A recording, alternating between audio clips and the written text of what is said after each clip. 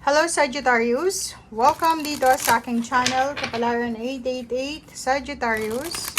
Alamin natin kung anong messages, vibration, gabay, energy para sa inyong lahat. Ito ay last week ng December 2023, Sagittarius. Last week din ng 2023. Alamin natin kung anong messages, vibration, energy para sa inyong lahat. Okay, last week ng 2023. Oh, sorry. Okay, ground yourself, Sagittarius, and then stay connected. Okay. Ground yourself. Be humble. Connect to the nature.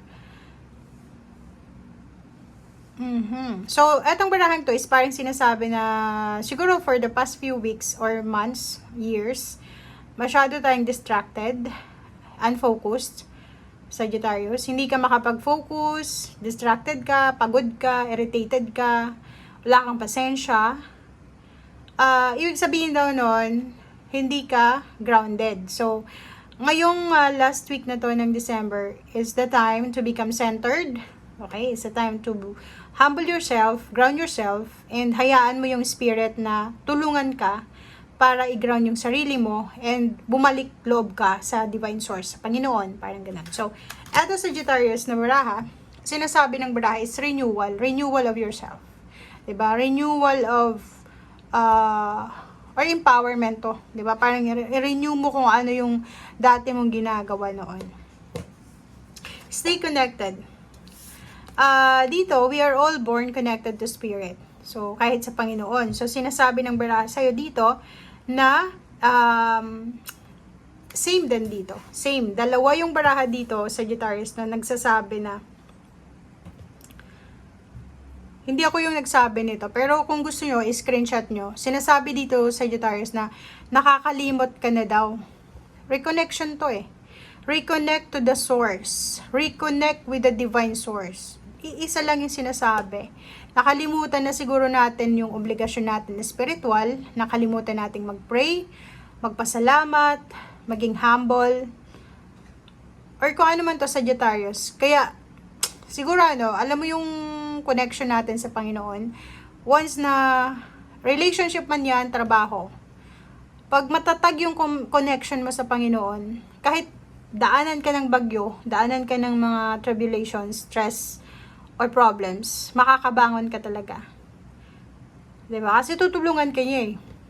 Kaya nga diba, kailangan sa relationship, sentro natin yung Panginoon. Kasi kung sentro ng relationship is tayo, yung ego natin, yung ego ng karelasyon, walang mangyayari doon. So, dapat, gawin natin sentro siya.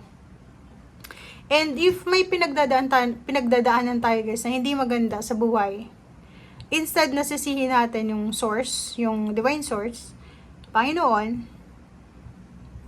kailangan natin na mas lumapit pa sa Kanya. And tutulungan niya tayo para maging kagaya ng dati pa rin. Kasi kung hindi natin, parang yun din, kung hindi tayo lalapit sa Kanya, parang napakayabang na natin yun, di ba? So, kailangan natin na, parang electrical source. Kung hindi mo ipa-plug yung connection sa main source, walang kuryente. Di ba? Hindi ka makakapag-charge. So, kailangan natin na i-recharge yung ating spiritual na buhay. So, Christmas and the New Year, siguro go to the church, spend time alone with God, pray, meditate, parang ganun. Okay?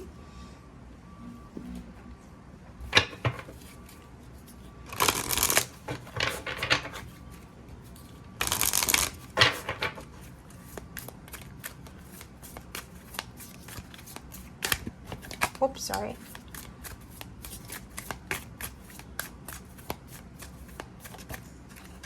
Okay, growth. So yun, 'di ba? Yun yung sinasabi ng baraha, lahat ng success natin, lahat ng progress natin, lahat ng growth natin, galing yun sa source eh, 'di ba? Hindi naman isipin natin, like for example, tayo or ikaw, Sagittarius. Saan ka ba galing, 'di ba? kahit sabihin natin na may isinilang na galing sa mayamang pamilya. Pero yung pamilyang yun, 'di ba, saan sila galing? 'Di ba, sa Panginoon, sa miracle yun eh.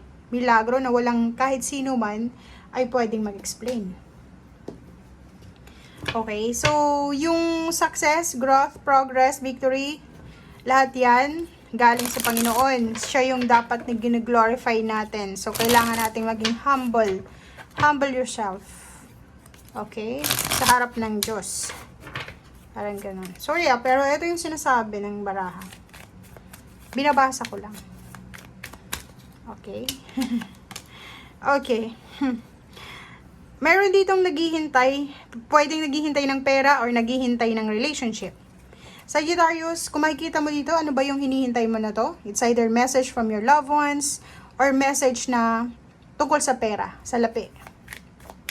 Message tungkol sa promotion, salary increase, message tungkol sa manliligaw, and luckily, sa linggong ito ay posibleng makita mo na yung sagot.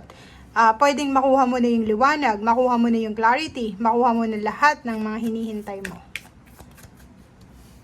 Ang galing ng baraha mo ngayon. Resonated sila, oh. Wow!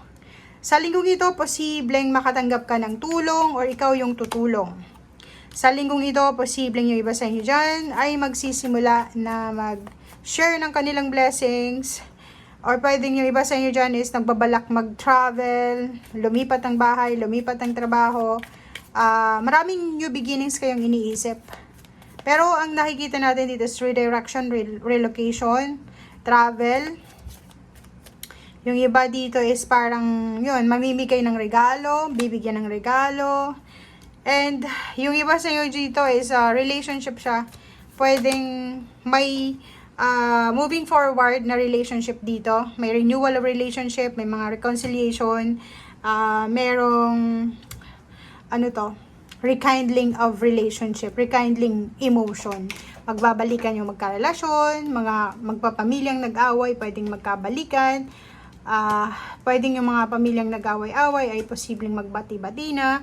May closure na, may endings na ng emotional problems, pain, heartaches, parang makaka-recover ka or parang eto yung di ba? So sinasabi ng baraha sa'yo dito na moving on ka. Moving on from stress, from unwanted relationship. Moving on ka na doon sa mga issues sa relationship. Moving on ka na doon sa pamilya, issue sa family, away pamilya, away trabaho, away kapitbahay, away travel, away kapitbahay, or kung ano pa man. And nandito yung Hierophant.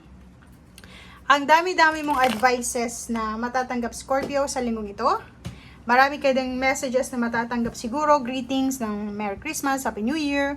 Or yun nga, sinasabi ng baraha, maraming magbibigay sa'yo ng advices sa linggong ito para siguro makipag-reconciliate ka, humingi ka ng tawad, or kano pa man. Thank you guys. Bye!